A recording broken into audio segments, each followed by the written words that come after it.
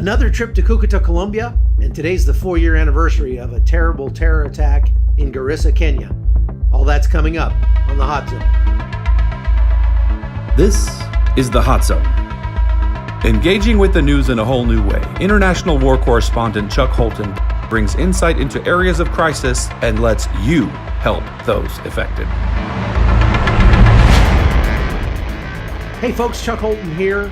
Thanks for being a part of The Hot Zone. Before we get to talking about my most recent trip to Cucuta Colombia, where I was again at the Venezuelan border, and I've got a lot to show you from that trip, I also just want to make note of the fact that today is the 4-year anniversary of another just a terrible terror attack that happened in Garissa, that's in Kenya, near Mombasa.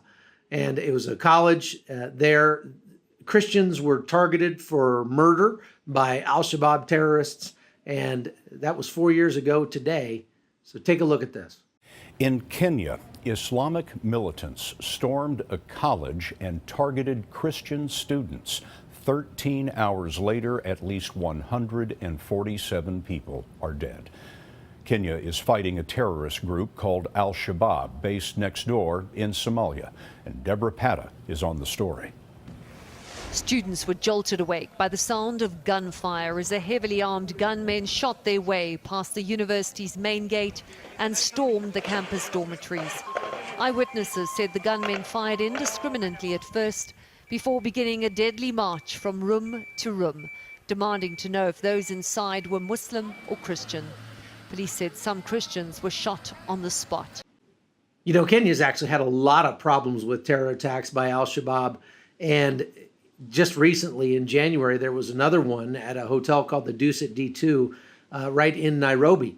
They've also had the Westgate terror attack, the huge mall there. I've been to some of those places, and I can tell you that Kenya really struggles with their fight against terrorism because their neighbors to the north are Somalia, and the Somali al-Shabaab fighters have been at war with Kenya, really, for many years because of Kenya's involvement in the Somali civil war. That is, they're there to be peacekeepers, really. I mean, the Kenyans form part of the African Union and help out with peacekeeping in Somalia. But of course, jihadis don't need an excuse to go murder people. But that's the excuse they're using in Kenya. Anyway, so we're marking the 4-year anniversary of that today. But let's move on. Let's talk a little bit about Venezuela. Hey folks, yeah, I came back to Cucuta one more time just because, you know, it's still a mess, and wanted to get a couple more stories that'll air on CBN coming up soon. I just wanted to kind of tell you a little bit about what's going on here. So many of you have sent money to help out with this crisis that I really wanted to make sure that we were able to help more people. So I spent the last couple of days in between my reporting just going around and finding people that needed help. Now, I talked about this on a previous episode that, you know, there's kind of this, I don't know, tension between the idea of, do you give $5 to 100 people or $500 to one person, or somewhere in between? And, you know, I think that it's important to try to have a relationship or form some kind of relationship with the people that you help, because that's what generosity is all about. It's about a relationship. And when generosity comes without the relationship, it actually causes more harm than good, I believe, because it creates dependency, it creates the sense of entitlement, and we don't want that. But, you know, you don't have to spend a year with somebody to form a relationship.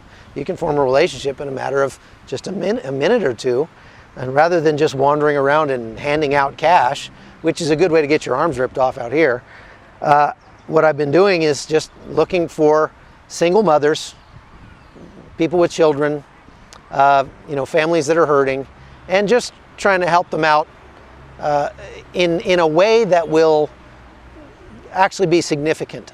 And it doesn't necessarily have to be a large amount of money. In many cases, they're at a point where literally $5 would get them the medication they need for their baby, or pay for their medical visit, or something like that. And so, you know, you have to take time to talk to them and to find out what their needs are, find out where they're from, what they're doing here, what their plans are. And that just takes a few minutes, but it's much more rewarding, I think, when I can do that. And I just want to also say, there have been several of you who have sent money to help with this crisis in Venezuela, and when you were able to do that, and we were able to reach into the lives of some of these kids we've been helping, you have taken it upon yourselves to continue to follow them on Facebook, continue to message them, even if you don't speak Spanish, just use Google Translate, and keep in touch with them and find out how they're doing. And man, I'm so proud of you for that, because that's the kind of relationship that changes lives. That's the kind of relationship that shows people what the glory of God, how great God is, right? And you've continued to care for them. So thank you for doing that. Christine and so many others who have really taken an active role, not just a passing role. Melinda and Glenn Whitledge, and there have been so many of you that have really done a great job helping out. So thank you very much. Jim Barry Eaton. And so listen, I want to just talk a little bit about the people that we've been able to help in the last couple of days that I've been here. I want to show you the story of Jose. First, check this out. Hey, Chuck Holton here. I want to tell you a little bit about why I started the Hot Zone. I've been reporting on wars and disasters all around the world for 15 years. Pretty much every major disaster there is. I've been there and I've seen a lot of mayhem and a lot of pain and suffering. And you know, it wears on a person to spend so much time with people who are absolutely just destroyed, just wrecked. And so what I wanted to do was to give you a chance to not only hear the news, to hear the truth about what's happening on the ground in these war zones around the world, but also I wanted to give you a chance to reach through the news and to help the people directly, because with today's technology, I can put out a video like this. I can tell you about my friend Jose that I just met here, who is a refugee from Venezuela. He's been here in Colombia for about 7 months, and he hasn't eaten in a couple of days. So I'm employing him to be my security guard while I make this video so I don't get robbed around here. The bottom line is, I want people to be able to reach through the news and immediately help people like Jose and help change their lives. And because it's depressing to just see all the bad things that are happening around the world. It's much better if you can actually feel like you're empowered to do something about it. And that's what the Hot Zone's all about. Mucho mejor que puedes ganar en Venezuela. Wow. So this is Jorgelis, and she's, ¿cuántos años tienes? 19. She's 19 years old. She's been out here for a year and a half, standing in this same place, because I've seen her on previous trips out here. And she sells sweets and candies and whatever she has out here. She can make a lot more money doing this, especially when it's a busy day like this and a lot of people crossing. She can make a lot more money doing this than she can doing anything in Venezuela. Doing this, she'd probably make almost $10 a day on a good day, but not every day is a good day. And some days when the bridge has been closed, they've had a hard time even buying food. So we just kind of made her day with a little bit of the money that you guys have given. We gave her a little more than she would make in 2 days out here working. So hopefully that'll help her kind of get a leg up. She's supporting her mother and her little sisters, tus hermanas, ¿no? ¿Cuántas hermanas? Somos 7 hermanos. There's 7. There's 7 girls in this family, y la mamá.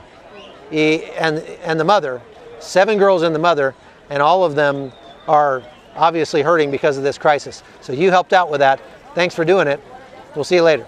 Okay, this is my new buddy, Jose, and I met him in a park in downtown Cucuta. He's sleeping on a park bench. He's 22 years old, and he's been here for about 7 months. Jose did some work. You know, he worked to try to get whatever job he could, but it's just not enough. And so he's looking to go back to Venezuela to be with his family and try to support them. So with your donations, we are going to not only send Jose back to his home, but we're going to send him back with a little bit of money so that he can bring something back to his family and help support those people who live in Caracas, a 15-hour bus ride away. So thank you. Thank you for helping Jose. So I'm in the public hospital in Cucuta, and this place is very busy because since there are no hospitals that have any way to care for people in Venezuela, the hospitals here are just overwhelmed with people coming in with everything from pregnancy to terrible gunshot wounds and all sorts of things. And the hospital here has spent millions of dollars caring for these people. We're going to go meet some of the mothers that are having their babies here in just a minute. So I am here at the public hospital in Cucuta, and all of the women that are waiting here, they're waiting to be seen, waiting to be checked out, and they're all very close to delivering their babies.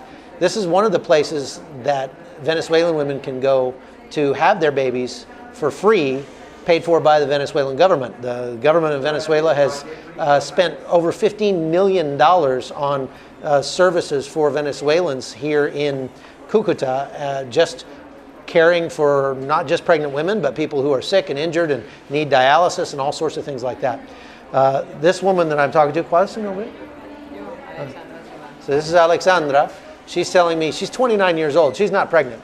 She's here because her daughter is pregnant, and her daughter is only 13 years old. They live across the river in San Antonio, Venezuela. Her daughter got pregnant, and there's nothing to care for them in the hospitals there, and so she brought her over here. But she's kind of having problems because here in Colombia, it's a crime to get a 13-year-old girl pregnant, as well it should be. But in Venezuela, she says there's nothing. There's no law or anything. Like, nobody cares, she says. So they're trying to figure out what to do because the state here isn't really sure how to handle such a young mother, and indeed, we're going to have a very young grandmother here at 29 years old. So these women who have come here from Venezuela, they're having their care paid for by the government of Colombia. So with that in mind, I didn't feel like we needed to give them any money, but there is something more important that I can do for them, and that's pray for them. I'm trying to pray for these girls, especially everybody that we help, but especially these girls. So here I'm asking this girl how long she's been in Cucuta waiting to have her baby. She's been there about 2 months. She's from Carabobo, Venezuela, and I'm asking her if this is her first baby. She's very young, like 18 or 19. She said she'd lost a baby before, so this is her second. This will be a little girl, she said. And I said, wow, what a blessing. Can I pray for her? ¿Puedo orar para ella? Ok, quiero orar para ella. Dios Padre Santo, te pedimos en este momento. So I just asked God if He would take care of this baby, give that little girl an incredible life, that she would be able to give birth safely, easily, without a lot of pain, that the baby would be healthy and mother would be able to get out of the hospital within a day or so. And then I told her I have 5 kids and they're all blessings from the Lord. I always think it's important to pray for your children, and she should too. Jose is, right as we speak, probably crossing the border to get on the bus to go back to his family in Caracas, and he's not going empty-handed. And that's thanks to your generosity. This other Campo family that we were able to help, check them out. So this is the Campo family. They've been here for about a month. They came from about 12 hours away from the border. They're reliant on charities here to eat, and they're just hoping to survive long enough to someday be able to go home. But in the meantime, you all gave money to help them, and we're gonna help them out, give them at least a couple weeks worth of funds so that they can get what they need to survive. So thank you.